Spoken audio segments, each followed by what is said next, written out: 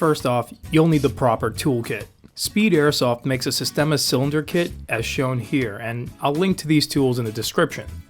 Some guys like to use pliers or a wrench to open up the cylinder, but you risk damaging the cylinder, which costs a lot more than the tools do. Next up, you'll need a set of hex wrenches or a T-handle wrench that fits your grip plate screws. I like to use an old dental pick to pull O-rings out of the cylinder and a tipped-in plastic gun cleaning pick to hit hard to reach spots inside the cylinder.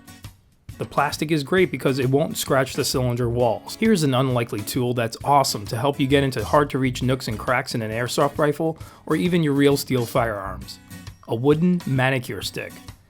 They are super cheap and won't scratch up the surface of the cylinder or its parts. Link in the description below. You'll also need a can of compressed air or a compressor with a nozzle to clean out your lower. I prefer a compressor because it's more powerful and doesn't pollute the environment. Also, you'll need the barrel cleaning and unjamming rod that came with your PTW to clean the barrel. I use Hoppy's gun cleaning patches to clean the surfaces of the cylinder and the barrel. These are sized for a 12 gauge shotgun. You can use an old rag that had been cut up, but I find these will not leave any lint anywhere in your barrel or on your cylinder. Plus, I have them sitting around for real steel cleanup anyway. Along with the patches, I use denatured alcohol, which is available at your local hardware store.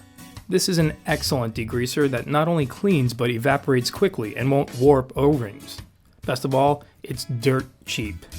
And lastly, to re-grease the cylinder, I use Tamiya boron nitride Ceragrease. I found this grease watching another Systema cleaning video and have never had any issue with it. My cylinders run smooth and consistently. Now that you know everything you'll need, let's move on to step 1, motor maintenance.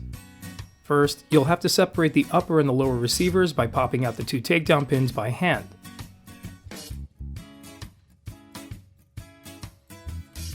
You can set aside the complete upper for now. Grab your properly sized hex wrench and loosen the screws in the grip plate. Set them aside in a safe place and remove the grip plate. Carefully slide the grip off the Systema's motor. Move slowly and deliberately as not to damage any wiring. At this point, you may notice some metal shavings or debris in and around the motor and gears. That's what we're here looking to get rid of. Blow out the entire area surrounding the motor and also blow out the top portion of the receiver with the gears and electronics. That's all you need to do to routinely clean out the motor. Now let's rebuild the lower. Carefully and slowly slide the grip back onto the motor, taking extra precaution not to cut or loosen any of the wires. Replace the grip plate and screws and tighten them down. Don't overcrank them. Hand tight is just fine.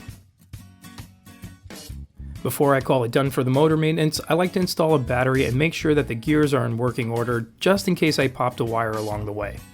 Congrats, you're done with the motor maintenance. That was easy. Now you can put your lower aside and we can move on to the upper and cylinder maintenance. Start by flipping the upper upside down and pulling the charging handle out about halfway. The cylinder should follow. Remove the cylinder and charging handle and set your upper aside for later. We're going to use the Speed Airsoft double-ended Systema tool now to take down the cylinder. We want to line up the 2 notches with the 2 holes in the back of the cylinder cap.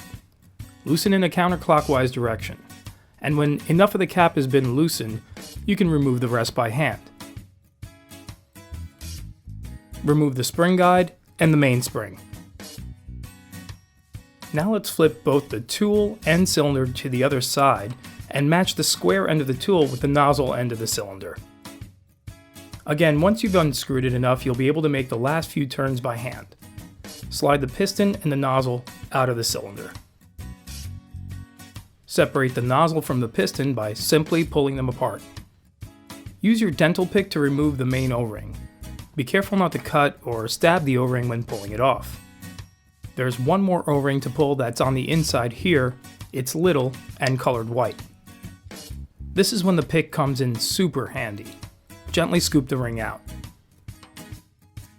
Now it's time to start cleaning and degreasing. Completely soak a cleaning patch in alcohol. Get all the general areas of the piston. Wherever there is grease or grime, get it off there.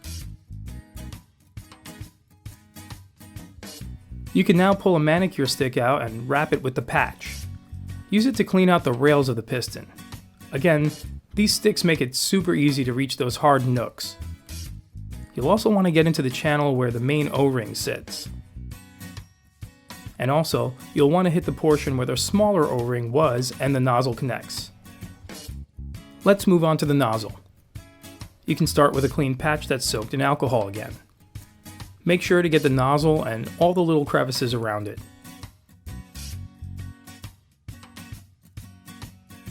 Again, use the manicure stick to get into hard to reach spots.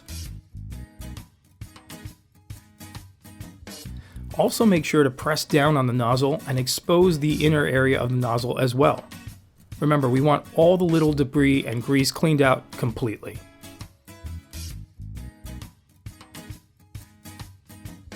Move on to the spring guide and clean off any old grease. Use the manicure stick to get into the corners.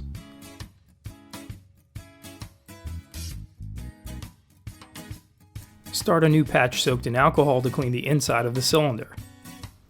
It's okay just to use your finger to clean it out until you get to the channels that guide the piston.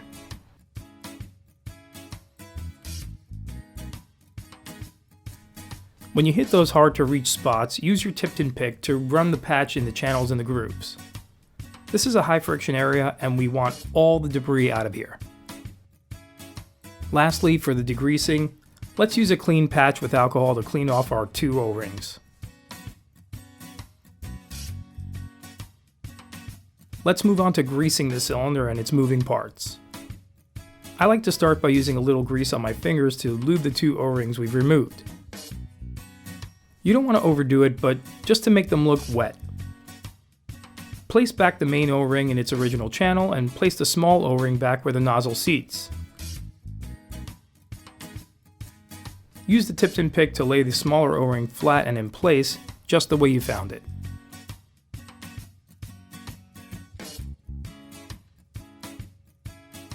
Now add a thin layer of grease to the main O-ring along the outside of the piston. Just a few little dabs will do it.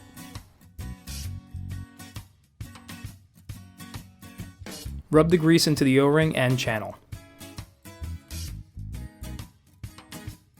Next, add some grease to the nozzle O-ring.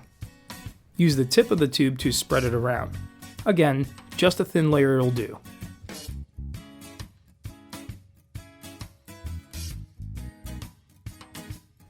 You'll want to run some grease along the sides of the piston in the rails. This is where a ton of friction occurs, so I tend to use a little bit more grease here. You can either spread it in the rail with the tip-tin pick or just use your finger.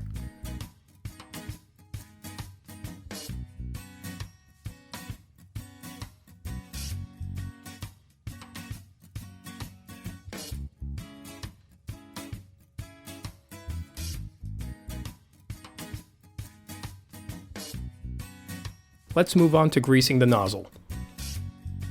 Press the spring-loaded nozzle and add a dab of grease on the inside of the nozzle. Spread the grease around with the tip of the tube. Let the nozzle go and spin the unit around in order to get the grease to spread on the inside evenly. Add a dab of grease to the nozzle O-ring and spread it around.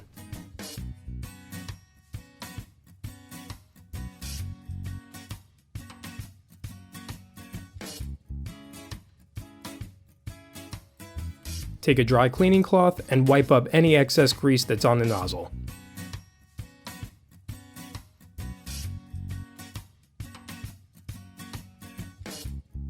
You can now reconnect the nozzle to the piston and set it aside. Let's grease the cylinder. Take a pea-sized glob of grease on your finger and spread it all around on the inside of the cylinder. Make sure to get some on the threads as well. Take another pea-sized glob of grease and spread it across the other side with the grooves.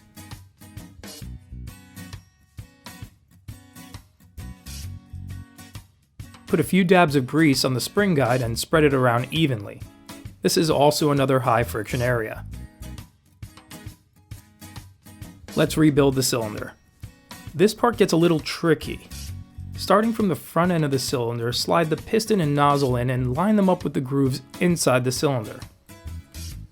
You want the piston teeth to be facing the same side as the notch that's on the cylinder. This may take a little while to wiggle into place. When the nozzle is seated perfectly, then start threading the nozzle onto the cylinder. I cannot stress enough to take your time here. The threading on the cylinder is very fine, and if you seat the piston and nozzle incorrectly and force the threads, you can strip them out and you'll need to buy an entire new cylinder. So take your time here. Go as far as you can threading by hand and finish off by using the square end of the speed tool and hand tighten. Don't wrench it down. If you wrench down on the threads, you can strip them out. Hand tight will do. Let's move to the back end of the cylinder and replace the mainspring. Insert the spring guide in the spring, and again, make sure to carefully seat the cap. If you incorrectly thread the cap and force the threads, you'll be replacing your cylinder. Hand tighten as much as you can and then finish off with the speed tool. Just hand tight.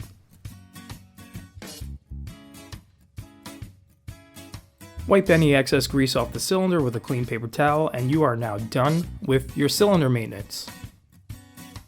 The last step is the simplest but a little controversial. To clean the barrel, a lot of techs recommend pure silicone spray. I personally don't recommend this. Silicone is a lubricant, not a cleaner, and spreading it around the inside of a barrel can leave residue even if you clean it out afterwards. I prefer the denatured alcohol. Also, I don't like any fluids touching my hop-up unit. Most guys will tell you to shut the hop-up down and run a rod through it. As we know, hop-up rubber is soft and I don't want any liquids in it that can cause it to swell. Also, leftover residue can get all over your BBs and change their trajectory. So let's take the barrel out of the upper receiver and get started.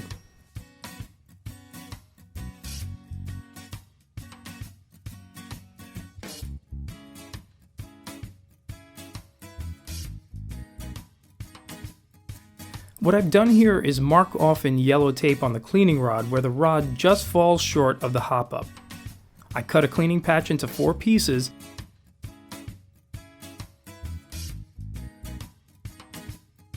and place a patch into the cleaning end of the rod.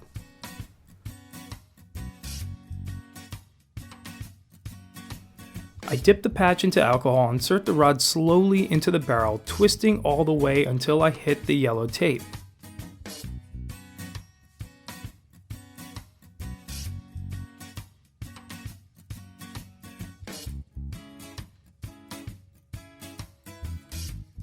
And now, while still twisting the rod, I slowly back out of the barrel. I'll repeat this process until the patch comes out clean.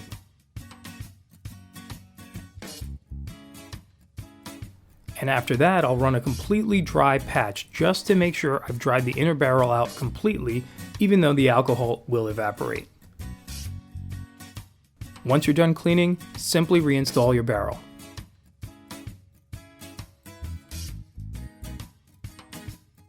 Now let's rebuild the rifle. Fit the charging handle back into the slot about halfway and make sure to line up the grooves so it drops into the slot. Next, follow up with the cylinder. The notch on the cylinder should line up with the notch in the upper. Click into place. Line up the upper and the lower and push in the takedown pins. That's it. Your routine Systema maintenance is done. If you want to be really sharp about it, pop in a fresh battery and put a few rounds through it to make sure it's firing before you get to the field. Honestly guys, this process shouldn't take you more than about a half an hour to complete. It's such an easy and necessary thing to do, there's no reason why you're the guy at the op or are training with a down weapon. Don't be that guy. Take care of your gear, and it'll take care of you.